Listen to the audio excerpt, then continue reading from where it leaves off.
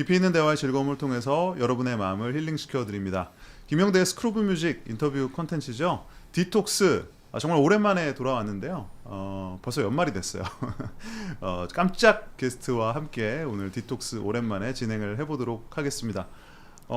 제가 평소에 굉장히 관심이 많고 그래서 적극적으로 섭외를 했는데 또 깜짝 놀란 그런 또 섭외 결과로 이어졌어요. NCT 127 그리고 NCT DREAM 그리고 이제는 솔로 가수로도 우뚝 서고 있습니다. 해찬 씨 모셨습니다. 네, 안녕하세요. NCT의 멤버 해찬입니다. 잘 부탁드리겠습니다. 와우.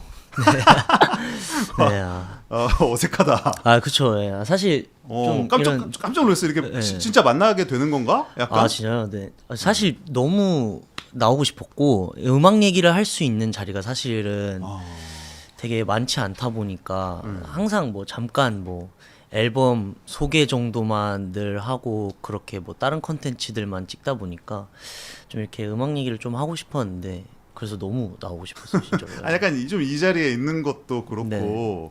뭔가 이런 음악 얘기를 사실 지금 활동 기간도 이제 끝났는데 그쵸. 네.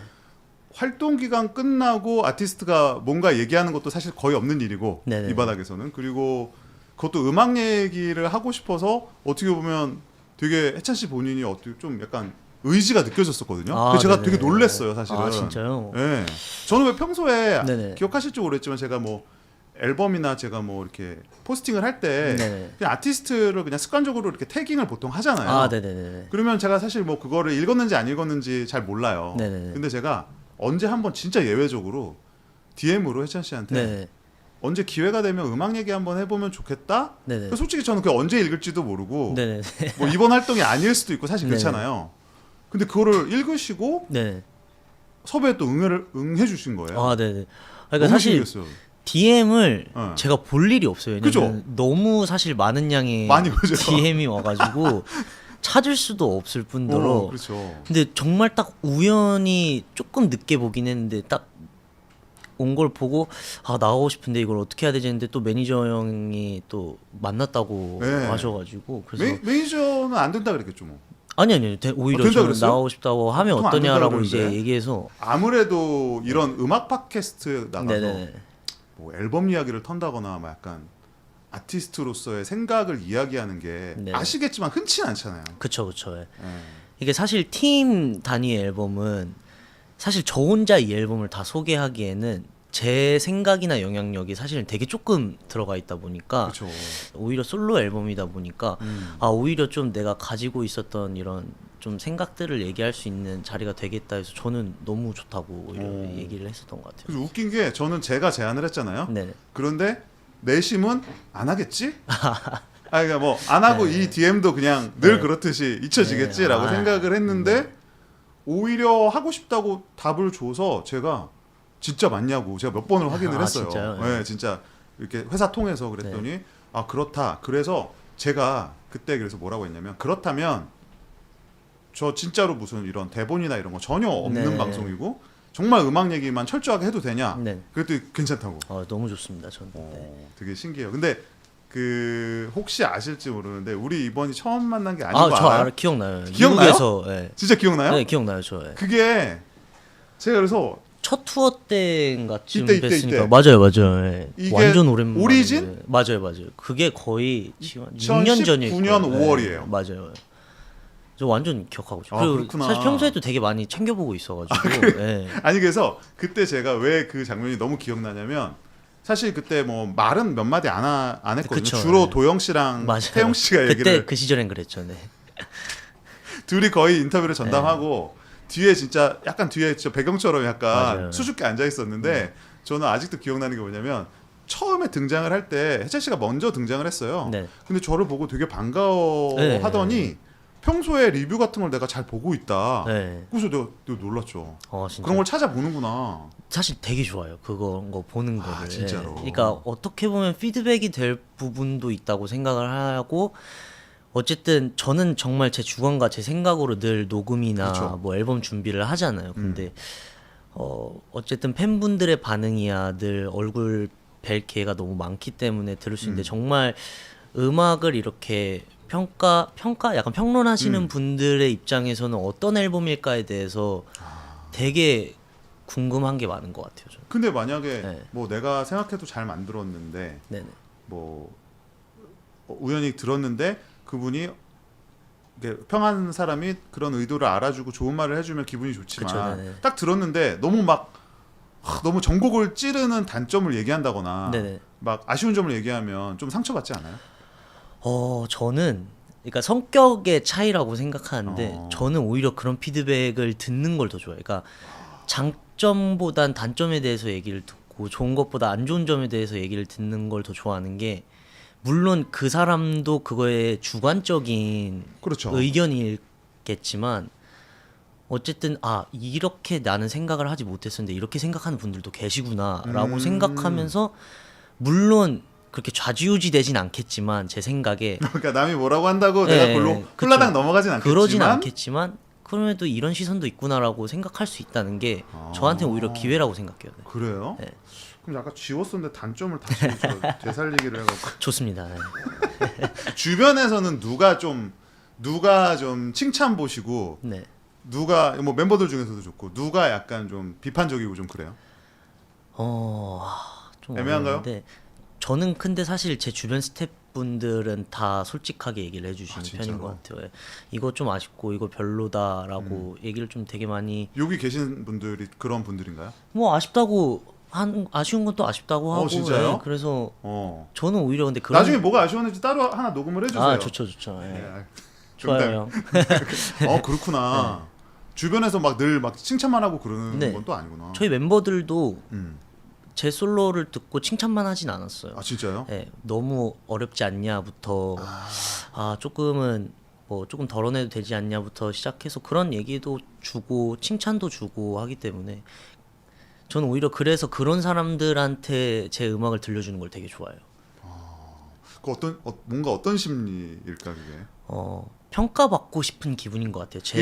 네. 그러니까 약간 아무 말도 안 하는 것보다는 네. 왜 무풀보다 악풀이 낫다 막 이런 그쵸, 말도 그쵸. 있잖아요. 그러니까 일을 할 때 저 실제로 이 테이스트라는 앨범을 작업하기 전에 이제 담당 A&R 직원을 이제 정해야 될 때 어떤 얘기를 했었냐면은 나랑 똑같은 생각을 가지고 있는 분이 아니었으면 좋겠다고 얘기를 와. 했어요. 왜냐면은 그 생각은 이미 제가 갖고 있으니까 대신 나의 반대쪽에서 의견을 제시해 줄 수 있는 사람이 나랑 같이 일을 했으면 좋겠다라고 실제로 제가 했었던 얘기거든요. 오. 그래서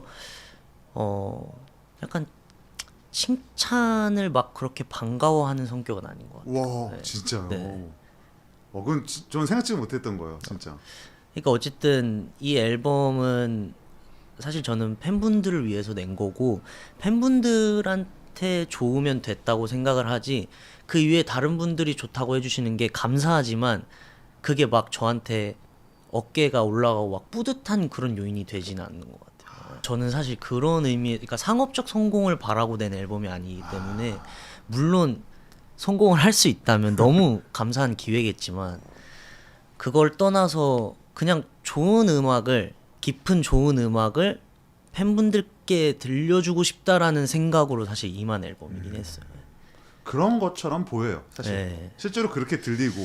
사실 그게 너무 잘 드러났나라는 다 드러났나라는 생각도 좀 드는데 너무 그런 의도가 있겠나? 네.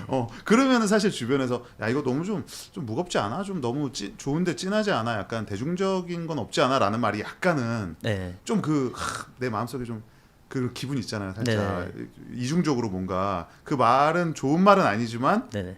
왠지 그렇게 생각해 줬다면은 다행이다, 감사하다. 다행이다. 네. 그러니까 대중적이라는 게 저는 사실 요즘 와서 더더욱 잘 뭔지 모르겠어요. 그게 뭔 것 같아요, 대중적이라는 거. 저도- 나도 잘 모르겠어요. 저도 사실 대중음악을 하는 사람이고 네, 그렇죠. 굉장히 오랜 시간 동안 그 대중성을 위해서 음악을 해왔던 사람이라서 NCT를 벗어난 해찬이에게 대중적인 음악은 어떤 음악일까라는 생각을 했을 때 솔직히 말하면 답이 도저히 안 떠오르는 거예요. 그래서 그러면은 팀에서 할 수 없었던 낭만 있는 음악을 찾아보자라는 생각으로 곡을 찾았었던 것 같아요. 근데 좀 신기한 게 네. NCT는 원래 네. 진짜 이 씬 안에서도 네. 대중성과는 상당한 거리가 있는 그렇죠. 네. 그룹이고 늘 보면 좀 앞서 나가고 좀 아방가르다다라는 평가를 받는 그룹인데 거기서 벗어나서 낭만적인 음악을 한다 그러면 대중적으로 간다고 생각할 수는 있잖아요. 근데 사실 그쵸, 결과는 그렇지도 않았어요. 네. 그러니까 사실 왜 NCT의 음악이 되게 네오하다라는 맞아요, 네오하다. 그 말이 있잖아요. 근데 사실 돌이켜 보면은 그럼에도 불구하고 대중에게 가까이 다가갈 수 있는 음악을 늘 찾았었던 것 같아요. 사실 체리밤도 그렇고 영웅도 그렇고 이게 되게 어려운 음악인 건 맞는데 그럼에도 그 안에서 대중성을 잡아내려고 되게 뭐 안무적인 거나 그런 부분에서 되게 좀 많이 찾고 고민을 했었다고 생각을 하는데 이번 그랬었던 앨범을 해왔었던 사람으로서 그거랑은 좀 진짜 아예 한번 떨어져서 좋은 음악이 뭔지에 대해서만 좀 생각을 해보자 하고 달려들었던 것 같아요. 근데 뭐 네. 이미 다 알지만 네. 너무 뭐 동시에 많이 하잖아요. 그러니까 뭐 딱 정말 정확히 동시에 하는 거는 아니지만 네. 127도 네네네. 하고 어떻게 보면 내 자아를 약간 그 네네. 관계성 내에서 새롭게 자꾸 매번 스위치를 해서 네네. 근데 이제는 이제 솔로까지 하잖아요. 네네. 그러니까 큰 틀에서 보면 이 활동이 사실 너무 많기도 하고 네네. 다 다르기도 한데 좀 힘들다거나 혹은 힘든 가운데서도 이거는 내가 터득한 지난 네. 10년의 노하우라던가 이런 게 있어요. 일단 사실 뭐 스위치가 된다라는 그 질문을 사실 팬분들한테도 정말 많이 받았었어요. 그래요? 이게 127 드림 활동을 하면서 이게 컨셉이 아예 다른데 어떻게 왔다 갔다 하냐라는 그 얘기를 정말 많이 들었는데 사실은 127과 드림에 제가 왔다 갔다 하는 게 아니라 곡별로 왔다 갔다 한다고 생각하거든요. 그러니까 단순히 얘기하면은 콘서트를 해도 127 콘서트 안에 똑같은 분위기의 곡만 있는 게 그건 아니잖아요. 그렇죠. 굉장히 체리밤 영웅 같이 센 노래가 있고 뭐 우산 같이 조금 밝은 노래도 있고 되게 왔다 갔다 하는데 그걸 생각했을 때 저는 그냥 그 곡에 몰입을 하는 거지. 난 지금 127이니까 127의 해찬이 돼야 돼. 이거는 아니거든요, 사실. 그래서 그냥 그 곡에 맞춰서 왔다 갔다 하는 거고 연차가 쌓이면 쌓일수록 그냥 그 컨셉을 받아들이는 제가 좀 더 유연해지기도 하고 좀 자유로워지기도 하다 보니까 그게 더 쉬워지는 거지. 막 127은 어떻고 드림 어떻다의 생각을 막 하고 있진 않는 두 개가 것 딱 같아요. 나눠진 건 아니다. 네네네. 근데 방금 이제 여유로워진다, 약간 자유로워졌다 그런 말을 네. 했는데 그건 어떤 부분이 제일 큰 것 같아요? 연차가 쌓이면서 바뀌는 부분들? 옛날에는 사실은 주어진 대로만 해야 된다고 생각을 했어요.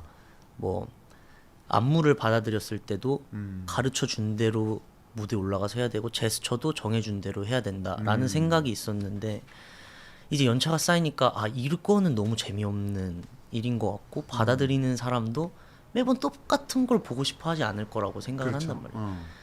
그러다 보니까 점점 저만의 것이 이제 조금씩 생기고 조금 실수하더라도 트라이 해보고 막 그런 게 되니까 그 안에서 진짜 놀게 된다라는 그 표현이 맞는 것 같아요. 진짜 놀 수 있게 된 것 같아요. 최근에 그 위덴 보이스 인규 씨랑 네네네. 얘기를 했는데 NCT를 정말 오래 같이 했잖아요. 네네네. 근데 그 얘기를 딱 하더라고요. 이제는 그 연차와 실력과 여유가 엄청나서 정말 최근에 작업했을 때는 그렇게 많은 디렉을 주지 않고 어떻게 보면 알아서 놀게 했다 막 이런 말 했는데 저는 네. 그 얘기 듣고 좀 많이 놀랐었거든요. 그러니까 뭐 127 같은 경우에는 솔직히 얘기하면 칼군무랑은 조금 거리가 멀어요. 멤버들의 개성이 일단 너무나도 확실하고 뭐 솔로 앨범을 많이 냈으니까 그 각자의 솔로 앨범만 들어도 사실 다 너무 다르거든요. 그렇죠. 본인의 추구미도 확실히 다르고. 근데 저는 그 인규 형이랑 작업했을 때 정말 찰떡이다라고 느꼈던 게 본인 거를 지켜내면서 그 같이 노는 분위기를 만들 수 있는 안무를 짜 주셨더라고요. 그래가지고 저희도 오히려 되게 신나게 작업했던 것 같아요. 사실 이 작업이 스트레스라면 되게 스트레스를 받을 수 있는데 특히 삐그덕 할 때는 진짜 재밌게 했어요. 그 삐그덕은 그래서 저는 그 삐그덕이라는 게 어떻게 저렇게 잘 짜여지고 어떻게 저렇게 멋있는 분위기가 나오지 했는데 막상 들어보니까 너무 자유로운 분위기에서 진짜 네. 그 팀의 능력을 믿고 했다는 거예요. 그래서 와, 좀 새로운 관점이었었고 실제 그게 좀 됐다는 게 그 정도 좀 어떻게 보면 노하우가 능력이 좀 있구나 네, 이제 그런 그쵸. 생각도 했었던 것 같아요. 이 정도 될 연차가 된 것 같아요. 네. 근데 거의 10년. 이제 내년에 10주년이에요. 근데 저는 제가 이제 나이가 많이 들어서 그런 것도 있겠지만 새삼 나이가 되게 다가왔어요. 뭐냐면 네. 어떻게 보면 그 탄생 25주년 네. 탄생 그쵸, 25주년이고 그 중에 10년 플러스 알파죠. 네. 가수를 한 거고 그쵸. 아티스트를 한 거고 그리고 이제 거의 10년 만에 솔로 앨범을 네. 낸 거고. 그러니까 어떤가 좀 새삼스러워요. 그러니까 22, 셋하고 25 좀 뭔가 느낌 많이 다를 그쵸, 것 같아요. 네. 어떤 것 같아요? 이게 사실 이제 음악 방송만 가도 네. 사실 이제 너무 세대 차이가 나요. 그러니까 그렇게 나이- 말하면 좀 네, 나이가 그러니까- 엄청 많은 것 같지만 그러니까 실제 그렇진 않아요. 나이 차이는 그렇게 많이 안 나는데 맞아요. 그 데뷔한 세대 차이가 느껴지는 거예요. 그렇지. 그러다 보니까 제가 뭐 예를 들면 데뷔했을 때 음악 방송 갔을 때 막 2PM 선배님들 있었고 비스트 선배님들 있었고 막 그랬단 말이에요. 너무 신기하잖아요. 제가 학교 다닐 때 초등학교 때 막 너무 듣고 자란. 듣고 자랐던 선배님들이 이 눈앞에 있으니까 신기한데 딱 그 생각이 들었어요. 아, 저들의 눈에도 이제 내가 그런 사람으로 보이나? 보일 수도 있겠다라는 생각이 좀 들어서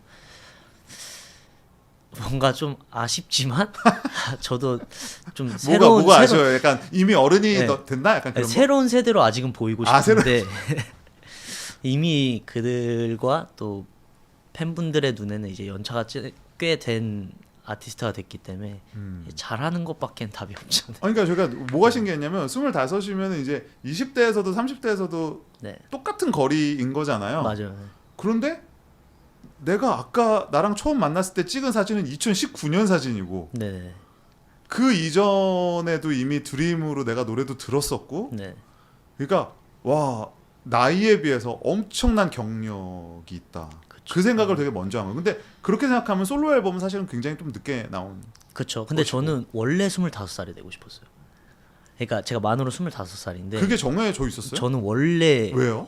그러니까 어쨌든 팀에 되게 집중을 할 수밖에 없는 시스템에 있었고 그렇죠. 특히나 저는 두 팀에 있기 때문에 개인의 것에 욕심을 부리기에는 사실 물리적 시간이 되게 좀 부족했어요. 그러니까 내려면 낼 수 있겠죠. 언제든 회사에서 곡 해주고 그냥 가서 녹음만 하고 막 이렇게 낼래요, 하면 막 내주세요. 네, 막. 하면은 뭐 어떻게든 내겠죠. 근데 첫 번째 솔로 앨범이니까 진짜 제대로 제가 마음에 들게 내려면은 25살까진 기다려야겠다라는 생각을 갖고 있었어가지고 진짜. 딱 25살이 되고 싶었는데 어떻게 딱 25살이 되게 됐어요. 그러면 이 전에는 한 번도 회사에다가 나 내고 싶다. 네, 나 꼭 내겠습니다.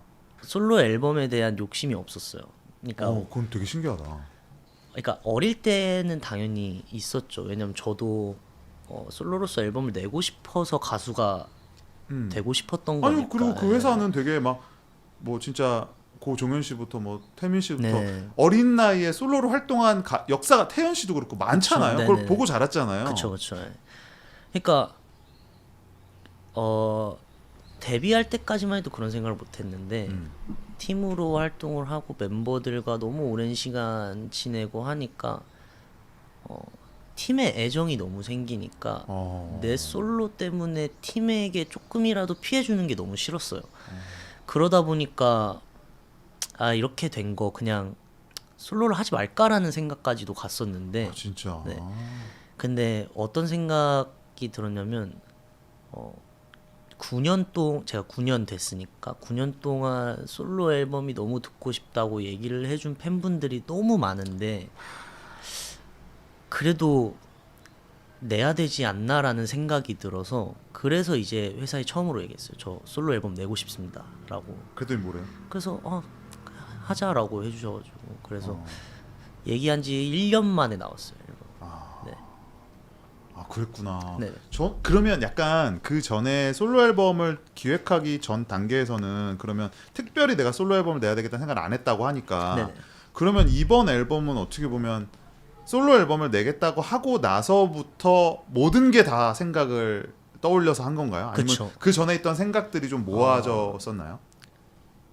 그런 것 같아요. 그러니까 나는 하면 이런 걸 해야지가 아니라 내가 하면 어떤 모습일까에 대해서는 사실은 어떻게 보면 평생 생각한 거라고 생각하거든요. 그렇죠. 가수라는 꿈을 제가 사실은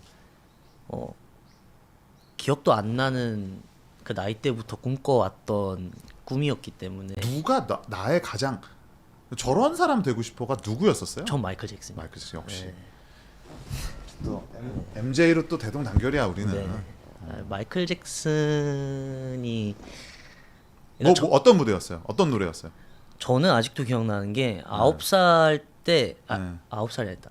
11살 때 네. 11살인가 12살인가. 근데 침대에 누워 있다가 자려고 누워 있다가 약간 호기심이 생긴 거예요. 마이클 잭슨 도대체 얼마나 유명한 사람이길래. 하도 마이클 잭슨 왜냐면 하니까. 노래는 몰라도 이름은 아는 사람이잖아요. 심지어 노래도 거의 다 아는 가수인데 도대체 얼마나 유명하고 좋길래 이렇게 마이클 잭슨 하나 해서 그때 처음으로 이제 그 음악 사이트 들어가서 핸드폰에 마이클 잭슨을 딱 쳤는데 첫 곡이 빌리진으로 딱 뜨는 거예요. 그때 딱 처음 들었는데 무서웠어요, 되게. 그 빌리진을 듣는데 너무 무서운 거예요. 왜요? 뭔가 압도당하는 그 느낌이. 그렇죠. 좀 세. 예. 좀 세. 막 중간에 막 아우 막 하면서 그런 소리 나오고 막 그러잖아요. 그때 처음 마이클 잭슨 노래를 듣고 그때부터 한 2, 3년 동안 진짜 미쳐서 살았었어요. 마이클 잭슨. 마이클 잭슨 좋아했다는 말이 그게 진짜 네, 찐이었구나. 아직까지도 제일 좋아하는 가수가. 그렇구나. 그러면 약간 그런 그림? 나를 이제 마이클 잭슨이라는 가수에 투사를 해서 나도 솔로 앨범을 하면 마이클 잭슨 같은 사람이 되고 싶다라는 거를 생각은 했을 텐데 네네. 사실 근데 그거가 내가 마이클 잭슨 같이 뭐 데인저러스 같은 노래를 해야 되겠다 꼭 그쵸. 그런 거는 아니잖아요.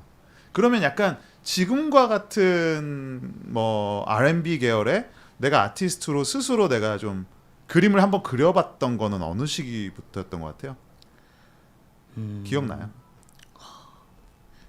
그러니까 일단은 마이클 잭슨 음악을 딱 처음 들었고 앨범을 처음으로 이제 갖게 됐고 무대 영상을 보면서 그때는 나도 무대에서 저렇게 하고 싶다라는 생각이 아니라 너무 좋다라는 생각으로 봤던 거예요. 진짜 정말 단순 팬심으로. 팬심이구나. 근데 이제 연습생을 하면서 이제 회사에서 맨날 얘기했어요. 카피 많이 하라고. 좋아하는 가수 카피 많이 하라고 했을 때 그럼 당연히 저는 이제 마이클 잭슨을 카피하기 시작하고 춤 따라 추고 막 이렇게 되면서 그때부터 이제 조금씩 이런 걸 해야 되겠다라는 생각을 조금 가지게 된 것 같아요. 그렇구나. 제가 예전에 뭐가 제일 처음이었는지 모르겠는데 아무튼 해찬 씨 목소리를 처음 딱 듣고서 네. 생각했던 게 어린 마이클 잭슨, 그러니까 20살 근처 네. 전까지의 마이클 잭슨 목소리가 너무 떠오르는 거야. 네. 그거 되게 우리나라에서 많이 들어보지 못했던 소리고 네. 되게 앳되면서도 좀 청량하면서도 되게 심지가 있는 그런 소리라고 생각해서 되게 MJ 같은 목소리가 나왔는데 되게 귀한 목소리다라고 생각했던 적이 있거든요. 진짜요? 감사합니다. 진짜. 네. 네, 그래서 제 주변 사람들도 되게 많이 알아요. 제가 네. 뭐 리뷰 영상에서도 제가 해찬 씨 목소리에 대해서도 이야기를 많이 네. 했던 게 제가 약간 저 개인 취향이기도 한데 뭐 잭슨 5 시절의 마이클 잭슨이나 어렸을 때 휘트니 휴스턴이나 네. 막 SWB 같은 약간 그 계열이 있어요. 약간 네. 되게 앳되면서 청량한 목소리의 네. 계열인데 그거를 되게 정확히 갖고 있는 거예요. 그 마이클 잭슨 음악을 듣고 자라서 그런 거. 그런 거 같아요. 그럴 수도 있을 것 같아요. 그러니까 그런 거 같아요. 그러면 이제 그러한 뭐 이미지 뭐 아티스트적인 생각은 갖고 있었고 네. 본격적으로 이제 앨범을 만들어야 된다고 생각을 했을 때 네. 이제 그때부터 구체적인 음악에 대한 생각이 들어간 건가요, 그러면? 아니면 그 전에 예를 들면 내가 앨범을 내면 뭐 지금부터 한 2년 전, 3년 전쯤 네. 내가 어쨌든 25 정도로 생각을 했다면서요. 네네네. 그럼 내가 한 23 뭐 이때쯤 뭐 앨범을 내면 이런 음악을 한번 해봐야지 그랬던 시기가 있었어요? 정확히 얘기하면 디지 형의 영향을 사실 되게 많이 받았었어요. 그러니까 제가 저 자신에 대한 장르의 그걸 못 찾고 있을 때 있을 때 나는 어쿠스틱도 어쿠스틱인가 팝인가 뭐지 나는 어떤 장르의 음악을 해야 되는 사람인가에 대해서 되게 어려워하고 있을 때쯤 디지형을 만났고 그게 뭐 디지형이랑 훨씬 더 전에 작업을 했었지만 본격적으로 영웅 앨범쯤부터 이제 디지형이랑 그런 얘기를 하게 되고 형이 주는 곡이 너무 재밌고 그 형의 스타일이 너무 좋은 거예요. 저는. 잘 맞았구나. 그러면서 이제 형이랑 뭐 음악 얘기 조금 해보고 뭐 같이 작업도 조금 해보면서 아 나는 이런 음악을 해야 되겠다라는 생각을 그때부터 이제 가지게 되면서 R&B라는 장르를 선택하게 된 것 같아요. 그리고 당연히 이 앨범을 준비할 때 디지 형한테 사실 제일 먼저 얘기를 했고 형 저 이제 솔로 앨범 내고 싶다. 네. 형이랑 하고 싶어요라고 이제 얘기를 했고 그러면서 자연스럽게 나온 앨범인 것 같아요. 근데 제가 그 얘기를 하니까 네. 딱 떠오르는 순간이 있었어요. 뭐냐면 이게 다 연결이 되는구나. 영웅 앨범 나오고 나서 네. 제가 그 앨범이 너무 마음에 들어서 네. 그 앨범에 대한 좀 얘기를 하고 싶은데 뭐 거기 참여한 사람도 너무 많고 하니까 제가 그때 유일하게 이제 연락을 할 수 있는 사람이 디지 씨였었어요. 네. 왜냐면 제가 디지 씨를 그 옛날에 디즈 솔로 1집 나오던 네. 시절부터 아름아름 알고 있었어요. 그 중간에 네. 아는 사람들도 있고. 그래서 제가 그 앨범을 제가 Get Real이라는 앨범을 제가 네. 리뷰를 한 적도 있고 그 좀 인연이 있거든요. 그래서 연락을 드렸더니 이제 인터뷰를 하게 된 거죠. 근데 그때 네. 인터뷰 때 뭐 이런저런 얘기하고 뭐 노래가 어떻고 하다가 해찬 씨 보컬 얘기가 나왔었는데 그때 뭐 몇 개가 있었어요. 뭐였냐면 되게 뭐 이렇게 흡수력이 빠르고 네. 음악에 대한 센스가 되게 대단한 친구다. 막 그런 얘기도 했었고 네. 또 하나는 제가 그때 좀 인상적으로 들었던 얘기가 음악을 배우려는 의지가 되게 강해서 네. 지금 뭐 이렇게 같이 뭐 좀 해보고 있다. 아, 네. 그러니까 슬슬 뭐 해보기 시작하고 있고 나도 알려줄 거를 또 많이 알려주고 있다라고 했는데 그게 그때였나요? 그때쯤이죠. 정확히 네. 영웅 때쯤이었고 정말 수줍게 형 번호 물어봐도 돼요? 해가지고 형 번호를 받고 사실 작곡가 분들은 굳이 저희랑 같이 곡을 안 써도 돼요. 왜냐면은 어쨌든 본인의 시간이 곧 그들의 곡을 쓸 수 있는 시간이고 그렇죠. 네. 저랑 곡을 쓴다는 것 자체가 사실 저는 검증된 작곡가가 아닐 뿐더러 실력이 사실 거의 없는 수준인데 근데 그럼에도 형은 제가 이제 열심히 하는 모습을 보고 같이 해주겠다고 해서 쓸지 안 쓸지도 모르는 곡을 계속 썼었어요. 그때 형이랑 회사 작업실에서 만나가지고 그러면서 사실 진짜 너무 재밌다. 이 형이랑 하는 게 너무 재밌다라는 그거 하면서 그때부터 진짜 계속 형한테 매달리면서 그랬구나. 했었던 것 같아요. 그 만남이 되게 결정적이었네요. 네. 근데 좀 얘기 들으면 약간 좀 납득이 안 가는 지점이 보통은 네. 송라이팅 세션을 하잖아요. 네네네. 뭐 앨범에 이제 프로젝트가 정해지면. 네. 근데 지금 말씀하시는 거는 진짜 되게 그냥 사적인 맞아요. 작업 아니에요? 맞아요. 진짜 이게 뭐 앨범에 들어갈 곡이라고 생각하고 작업한 것도 아니고 정말 쉴 때 아무것도 없을 때 그냥 자기 개발 아니에요, 자기 개발? 정말 어떤 느낌이냐면 형 저 시간 되는데 이때 같이 해주시면 안 돼요? 라고 하니까 형이 진짜. 알겠어 라고 해가지고 하게 된 거였어요. 근데 그때는 약간 무슨 생각이었어요? 전 그때 그냥 배우자는 생각이었어요. 음악을 그러니까, 배우고 싶어서? 그러니까 마이클 잭슨을 제가 좋아하는 이유 중에 여러 개가 있는데 첫 번째가 다 한다는 거예요. 그렇죠. 노래, 춤, 작곡, 작사, 프로듀스 프로듀싱 하죠. 다 하잖아요. 저는 사실 그 영향을 제일 많이 받았었어요. 진짜. 네. 마잭의 어떤 단순히 스테이지에서의 무대 매너나 이런 거 말고 그냥 종합적인 뮤지션으로서의 그냥 어떻게 노래랑 춤을 저렇게 하는데 작사 작곡도 저렇게 하지? 라는 나도 저런 사람이 되고 싶다가 첫 번째였어요. 그러다 보니까 작곡도 당연히 너무 관심이 있었고 제가 처음 작곡했던 나이가 15살 때쯤이었던 것 진짜요? 같아요. 예. 뭐 말도 안 되는 퀄리티의 곡이지만 그때부터 피아노 치면서 그때는 제가 미디를 할 줄 몰라서 그 노트 그 음표 노트 있잖아요. 네, 거기에 맞아요. 하나하나 적어가면서 진짜. 그렇게까지. 그 그리는 것도 처음엔 몰랐을 것 같은데. 그래서 저는 진짜 말도 안 되게 적고 회사에서 회사에서 피아노 수업을 잡아주면은 그때 이제 피아노 선생님한테 저 이거 그려왔는데 이게 말이 되나요? 이거 되나요?라고 하면서 다시 좀 정리하는 것도 배우고. 마디 안에 막 규칙 어기고 막 그런 거 없었어요. 그냥 저는 그냥. 4분의 4박자 정확히 안 네. 들어가 있고 막 이랬겠지 네. 뭐. 근데 뭐 그런 과정까지 거칠 정도로 작곡을 너무 하고 싶어 했었던 사람이어서. 몰랐네. 그거. 근데 심지어 제가 너무 좋아하는 작곡가 형이랑 만나서 할 수 있다고 생각하니까 저는 그냥 오늘 곡을 써서 이걸 어딘가 쓰겠다는 너무 자만인 것 같고 그냥 배우겠다는 마음으로 갔었던 것 같아요. 근데 사실 처음에 작곡을 시작하면 이게 뭐 처음에는 거창하게 내가 트랙 작업 같은 거 할 정도의 수준이 안 될 때가 있잖아요. 네네. 약간 뭐 탑라인 조금 내가 좀 네네. 거들어 보기도 하다가 이제 그런 과정을 다 거친 거잖아요. 그러니까 애초에 탑라인이며 트랙에 대한 개념이 개념도 없었어요. 없고. 그냥 한 명이 다 하는 줄 알았어요, 저는. 그러니까 피아노 치면서 하고 그러면서 이제 처음으로 이제 뭐 원래 그렇게도 되긴 네, 하죠. 그렇게도 되긴 너무 하죠. 하고 싶어서 엄마한테 졸라서 맥북을 사서 로직을 깔아서 말도 안 되는 거 막 해보고 이러면서 와 너무 재밌다 하면서 관심을 가지게 돼요. 혜찬 씨에게도 그런 시절이 네. 있었군요. 그게 한 10대 중반쯤에. 그러고 나서 데뷔를 하고 이제 저희 팀 곡들을 막 받고 활동을 하면서 느낀 게 이제 그때 이제 알게 된 거죠. 탑라이너와 트래커가 있다. 근데 우리 회사에서 내가 트랙을 쓴다는 거는 사실 너무 어려운 일인 것 같은 거예요. 근데 사실 SM 내가 아이돌이고 음악 좀 하고 싶은 사람들은 네. 뭐 이제 같은 팀에도 그런 친구들 많을 텐데